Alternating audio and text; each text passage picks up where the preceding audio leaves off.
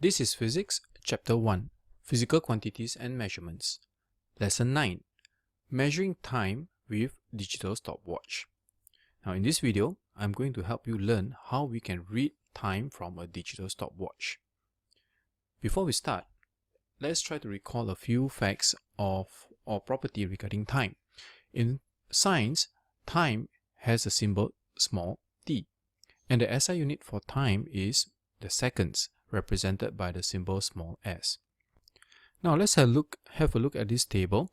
This table lists three time measuring instruments: clocks, stopwatch, and the ticker tape timer.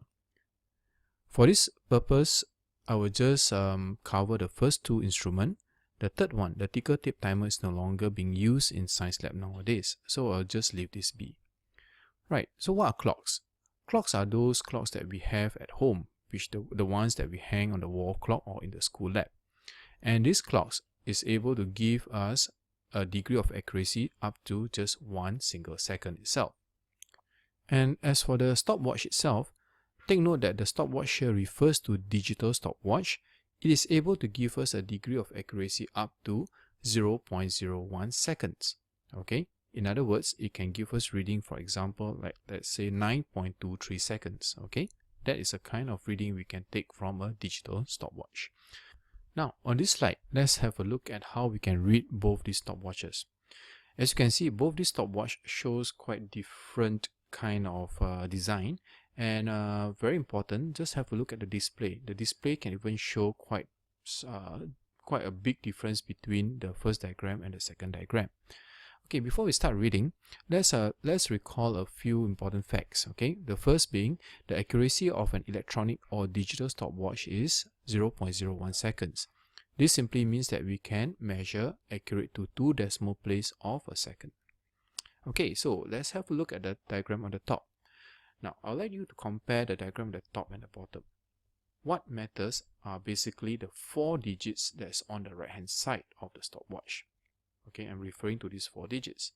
And note that out of these 4 digits itself, the 2 digits on the rightmost, like this, they are a little bit smaller than the 2 digits on the left side.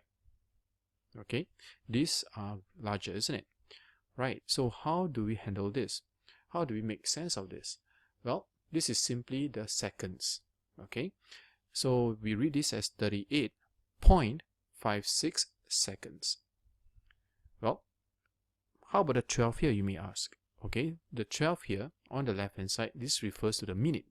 So in total, basically, this particular stopwatch is telling us or showing us a time of 12 minutes, 38.56 seconds. Now, how about the one at the bottom? Well, the one at the bottom, as you can see, this tells us that this is 13.58 seconds. How about a minute? Well, since it's all shown as 0, we just simply say or record this down as 13.58 seconds. Well, that brings us to the end of this video. Thank you.